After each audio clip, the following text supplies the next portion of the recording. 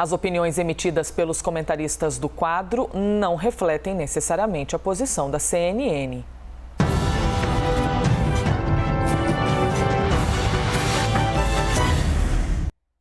Seguimos então ao vivo para todo o Brasil, para você que nos acompanha pela televisão, pelo YouTube, pelo tablet, pelo celular ou também quem nos escuta por meio da CNN Rádio. Vamos para a nossa outra parte do Liberdade de Opinião, com os mesmos assuntos, mas trazendo um ponto de vista diferente. Essa é a nossa missão por aqui, por isso vamos escutar Ricardo Baronovski. Bem-vindo, como sempre, Ricardo. Bom dia. Bom dia, Elisa. Bom dia a todos. Já quero começar repercutindo contigo aqui as decisões dos parlamentares no Congresso Nacional e o orçamento do ano que vem. O Congresso Nacional aprovou o reajuste de 1 bilhão e 700 milhões de reais a agentes de segurança no orçamento do ano que vem. Na semana passada, o ministro da Economia, Paulo Guedes, pediu ao Congresso para reservar 2 bilhões e 800 milhões de reais no orçamento, com o objetivo de conceder esses reajustes. A primeira versão do parecer apresentado pelo relator não contemplava o aumento aos policiais, mas depois de um grande esforço do Congresso, do governo, aliás, o benefício foi garantido na votação entre os parlamentares. O relatório final foi feito pelo deputado Hugo Leal e tinha até esta quarta-feira, véspera do início do recesso parlamentar, para ser votado. Ricardo Baronovski, a pergunta é a seguinte: esse reajuste, então, aprovado, pelo menos até agora pelos parlamentares, é uma forma do presidente da República agradar uma base eleitoral tão importante para ele? Este aumento, Elisa, guarda um acerto e um erro. De maneira bastante técnica, desapaixonada pelo assunto, sempre à luz da Constituição Federal, o acerto é: quem são os órgãos que receberão este aumento? São os órgãos de segurança pública. São 3 polícias, basicamente: Polícia Federal, Polícia Rodoviária Federal e a Polícia Penal Federal, outrora DEPEN. São estes 3 órgãos que receberão o aumento. E é um aumento merecido, porque diz a nossa Constituição que a remuneração do servidor deve ser fixada de acordo com a natureza e complexidade do cargo. Eu não consigo imaginar cargo tão complexo quanto arriscar a própria vida para beneficiar a população. Muitas vezes estes policiais trabalham em fronteiras.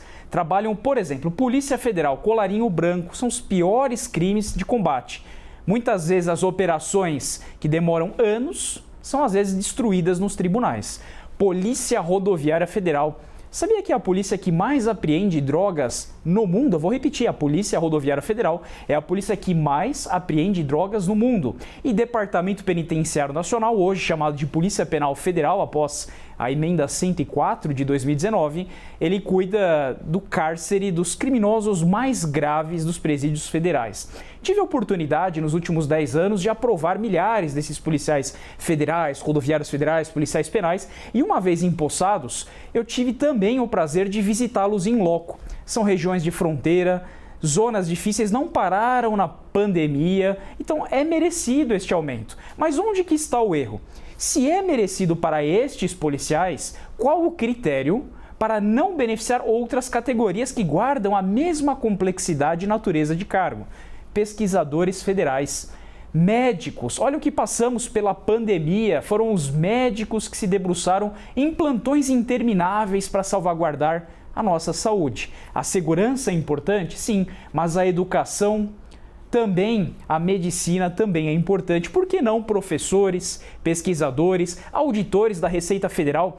Veja só a situação que eu tenho aqui, Elisa. Hoje, num aeroporto, eu tenho um policial federal e tenho um agente de aduana, um aduaneiro que trabalha como auditor ou analista da Receita Federal, que são responsáveis por arrecadar bilhões de reais. Estes, salários congelados já há mais de 6 anos.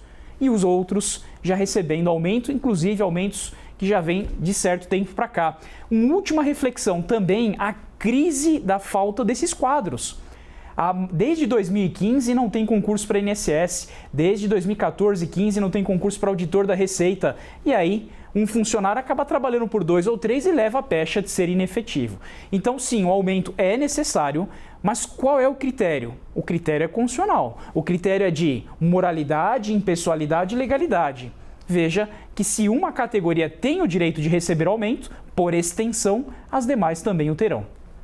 Eu quero lhe ouvir também, Ricardo Baronovski, em cima de mais um recorte do assunto da aprovação do orçamento, porque o Congresso também aprovou o valor de 4 bilhões e 900 milhões de reais para o fundo eleitoral. 4 bilhões e 900 milhões. Na prática, o recurso para o financiamento das campanhas políticas no ano que vem será quase, atenção, 150% maior do que o valor destinado na eleição de 2020, que foi de 2 bilhões de reais. Na proposta de orçamento do governo, o valor estava estimado em 2 bilhões e 100 milhões. Mas os congressistas elevaram a estimativa do valor para até 5,7 bi. Ricardo Baronovski, os parlamentares vão ter de esclarecer essas decisões para os seus eleitores, hein? Os brasileiros que puseram eles lá, e vão ter de justificar o porquê desse tamanho enorme, desse valor. Qual a sua avaliação, então, sobre o fundo eleitoral aprovado? Esse fundão compromete o orçamento?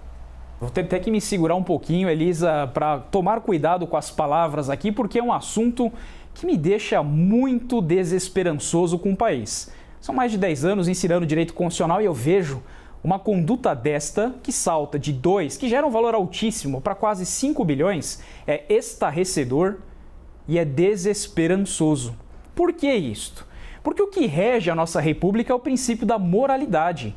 Veja só, se eu somar esse fundão, Fundo Especial de Financiamento de Campanhas quase, 5 bilhões de reais, com fundo partidário mais 1 bilhão de reais, eu tenho uma cifra de quase 6 bilhões de reais e hoje parece que a gente está falando de números e eles não têm mais consequência. 6 bilhões de reais significa custear durante um ano todo mais de 1 milhão de benefícios de Auxílio Brasil durante todo 2022. Olha a extensão e a proporcionalidade deste valor.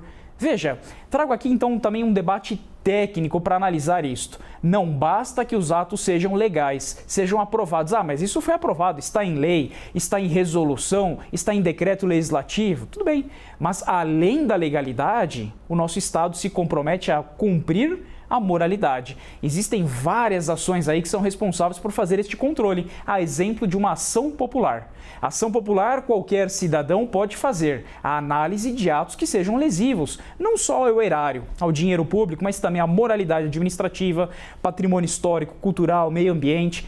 Parece-me que estamos aí diante de um caso de falta de sensibilidade com o pós-pandemia. Todo mundo sentiu na carne, Elisa, trabalhadores com contratos suspensos, concursos que deixaram de abrir por 2, 3 anos, tendo em vista um congelamento do serviço público. E nós vimos aí algumas reformas, né? Desde a época do Temer, reforma trabalhista, sob a promessa de gerar empregos. Até hoje estou vendo aí redução de benefícios trabalhistas, não vi até hoje uma geração de empregos até agora. Depois, uma reforma da Previdência, se lesando as pessoas que alcançaram uma certa idade e naquele momento que ela acha que ela vai conseguir o direito adquirido à aposentadoria, perder o direito que tinham outrora de se aposentar. Depois, reforma da PEC dos precatórios. Vamos liberar espaço no orçamento para custear o Auxílio Brasil. Bacana, o Auxílio Brasil é uma medida muito saudável, uma ação afirmativa. Realmente essa transferência de renda é necessária, mas sacrificando precatórios. Agora, reforma administrativa, um monte de contas mirabolantes de economistas que não conhecem nem um pouco do serviço público. E aí a gente se vê agora, quando solta dinheiro para beneficiar pós-pandemia, surge uma notícia dessa, desesperançosa e estarrecedora. Eu não consigo resumir senão com esses 2 adjetivos. 8h58, seguimos aqui com Liberdade de Opinião, falando de um assunto que toma conta de todas as rodinhas de conversa aqui em São Paulo. O número de sintomas respiratórios na cidade de São Paulo, o que tem de tosse, de coriza, de nariz entupido, de rouquidão, tá uma loucura. E, de acordo com o levantamento que a gente fez aqui, a gente apurou com um grupo especializado no assunto, o número pode dobrar a cada 3 ou 5 dias por causa de um novo agente infeccioso, isso segundo o Observatório Covid-19 Brasil, formado por um grupo de pesquisadores de diversas universidades entidades que analisam os números da pandemia no país. A projeção do grupo leva em consideração o aumento brusco na procura por atendimento médico por suspeita de Covid-19 aqui na capital. Os pesquisadores, entretanto, ainda não sabem se o responsável por este aumento é a variante Ômicron do coronavírus ou se é o vírus da gripe influenza H3N2 ou até mesmo os dois juntos. Na Europa, países como Holanda, Dinamarca e Itália decidiram voltar com as restrições por causa do avanço da Ômicron. A OMS fez um apelo para que as pessoas não façam festas neste fim de ano. Ricardo Baronovski, apesar de a gente está acompanhando aos poucos, não é, os cancelamentos de algumas festas oficiais, pelo menos por meio de prefeituras. Você acredita que essas medidas restritivas deveriam estar ainda mais severas neste momento, com essa atenção especial para o que pode ser Ômicron ou pode ser influenza? Não tenho dúvida, Elisa, que este tema é eminentemente científico. O que eu mais tenho visto hoje são comentaristas tentando dar aula a médicos. Não imagina o médico, passa 2, 3 anos tentando entrar na faculdade, mais 5, 6 anos se formando, mais 10 anos de residência, mestrado, doutorado, livre docência, passa uma vida inteira estudando para tentar entender o início desse vírus e muitos aí não são nem infectologistas. E vem alguém que não é da área, por meio de uma internet, consegue fazer uma análise bastante precisa aí do que deve ser feito ou não. Esse tema é médico, ele é científico. Temos de ouvir uma junta médica e se não houver consenso médico, o que guia uma situação dessa? É o princípio da precaução. In dúbio, como a gente fala em latim, pró saúde, ou seja, na dúvida, favoreça a saúde. Eu vou arriscar a saúde humana? Eu não sei exatamente o que vai acontecer daqui 2, 3 meses. É uma doença cujo mecanismo de ação é muito incerto. Os antígenos até pós-vacina, e a gente vê a necessidade de terceira, quarta dose, a própria medicina fica aí tentando cercar esta doença, né? Felizmente, com a vacinação, reduziu-se de 4.000 para 200 mortos diários, mas é uma doença cujo repique é muito alto.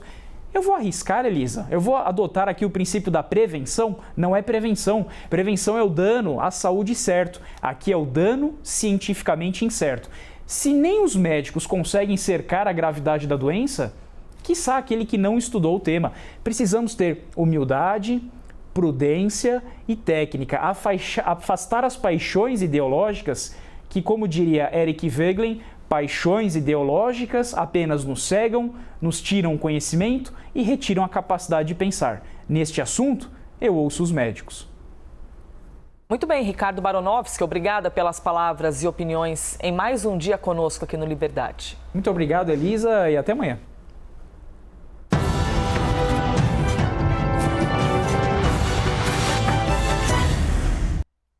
Reitero sempre para você que nos acompanha diariamente que todas as opiniões emitidas pelos comentaristas do quadro não refletem necessariamente a posição da CNN.